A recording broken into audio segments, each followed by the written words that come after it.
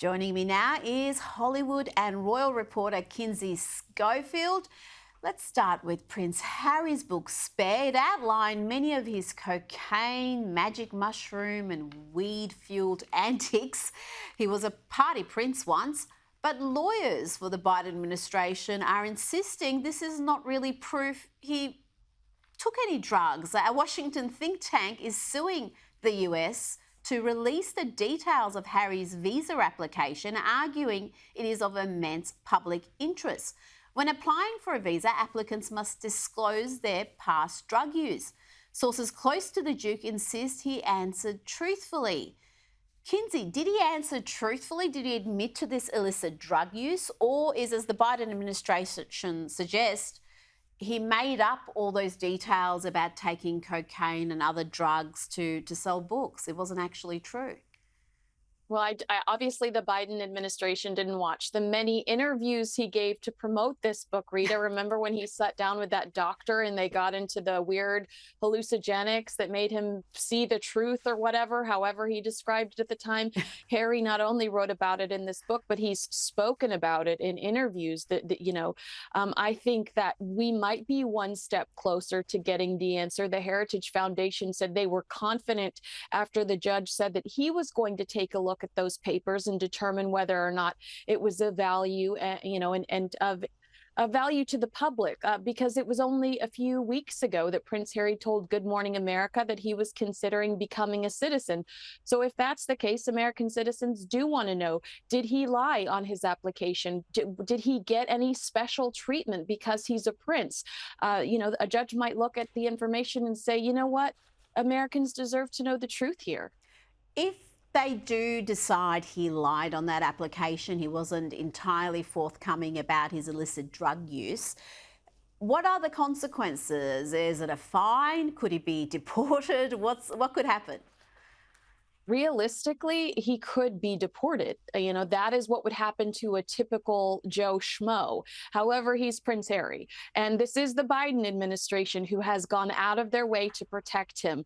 And so I would say worst case scenario, he could be deported. But is that a reality? Not with Joe Biden in the White House. Well, it could be different with Donald Trump back in the White House, because he has said that he wouldn't protect Prince Harry. He's also had a swipe at the Biden administration for the way they've handled this issue. That's a scary prospect for Harry and Meghan. If he's not a citizen by the time Trump is back in the White House, if he is back in the White House, he could find himself deported. That's right. Trump said, I wouldn't protect him. He betrayed the Queen. That's unforgivable. He said that Harry would be on his own if he were in charge, and that he believes that the Biden administration, and it sounds like Harry's family, has been far too gracious with Harry after some of his betrayals. It's interesting to me because Harry and Meghan refused to meet with Trump when Trump went to London to see the Queen. They made themselves unavailable. In a different instance, Harry thought he was talking to Greta Thunberg on the phone and was actually talking to YouTube pranksters, where he was insulting Trump. And then when you listen to some of the ideas he pitched to Spotify for his podcast that never came to fruition, one of them was a sit down with Trump. So the lack of self-awareness, the audacity these two have, it's just hilarious. So yeah, I'm with Trump. Figure it out yourself, Harry. Now, Kinsey, you've brought this story to my attention. One of the BLM co-founders has slammed Taylor Swift fans as racists, and Travis Kelce's led Chiefs winning the Super Bowl as some sort of a right-wing white supremacist conspiracy. Tell me about this. I mean, Taylor Swift is of the left. She's made her support of Biden clear, and Travis Kelce is no right-wing figure. This whole conspiracy theory seems a bit shaky on the face of it. I mean, just talk about somebody that didn't do her homework. Melina Abdullah, that's right, co-founder of BLM, bizarrely unloading criticism on Taylor Swift and Kelce fans on X, calling them full-fledged, violent, white delusionists, proclaiming virtually everything is racist, which is, interesting coming from her, because this conversation that she's having by herself on X sounds pretty racist. But you're right, this digital meltdown started February 11th when she tweeted, "Why do I feel like it's slightly racist to be a Taylor Swift fan?" I mean, I don't know why you feel that way. You might want to look in the mirror. But hours later, after the Chiefs won the Super Bowl, she said, "Why do I feel like this is some right-wing white supremacist conspiracy? Boo." Now, as you just said, Taylor Swift is one of the most outspoken Democrats in pop culture history, or, at least pop star history. She makes Bob Dylan nervous. Meanwhile, Travis is like the poster boy for Pfizer. So this woman could not be more factually incorrect. It's a very bizarre digital meltdown. Hopefully she starts deleting soon. Oh, yes. And Travis Kelce also famously did a Bud Light ad right after their absolute disaster with the trans activist. And that Bud Light ad did not go down well with conservatives either. They are not fans of Travis Kelce, the celebrity. They might like his football team, but they're not fans of his.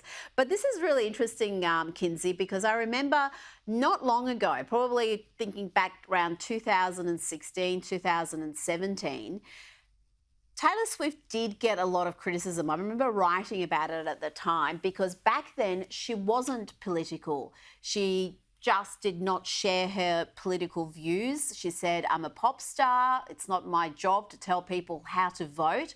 And I thought that was actually admirable, even if, whether she's conservative or left, it's good to stick to what you're good at.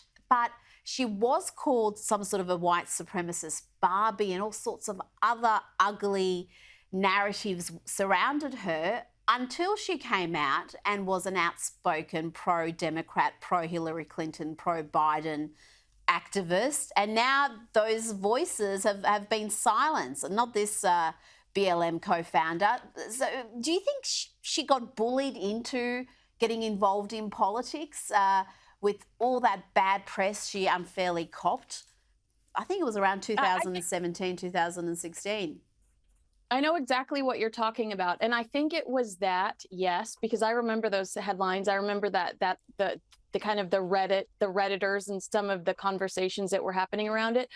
But I also think she had a really bad reputation for being the girl that always had a famous boy on her arm, and she wanted to be taken seriously, and she wanted to be seen as an adult and a woman. And I wonder how much that had to do with it as well, wanting to be taken seriously as a grown-up and not just the girl who constantly is with the famous boy. Well, the famous meme is, she is notorious for picking the wrong blokes. She has sold tens of millions of albums singing about picking the wrong blokes, and she picked Joe Biden as well. So I don't know how much of a win that is for the Democrats, but she's certainly a force of nature. Just before you go, we spoke about Ginger Spice and her husband's troubles. The Red Bull Formula One boss is facing all sorts of ugly allegations, and it's now been revealed that Jerry has unfollowed Victoria and David Beckham. Why would that be? Have they said anything against her husband? Have they not been adequately supportive of her during her what is a very difficult time for the former Spice Girl?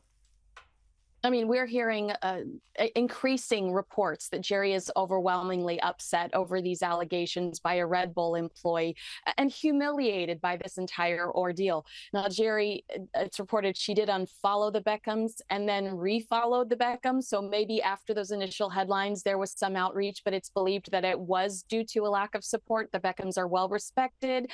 And, maybe she felt like they could have taken up for her in a public way more.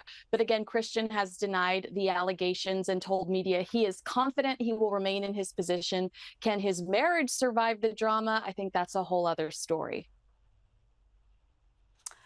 Kinsey Schofield, always a pleasure. Thank you for your time this evening.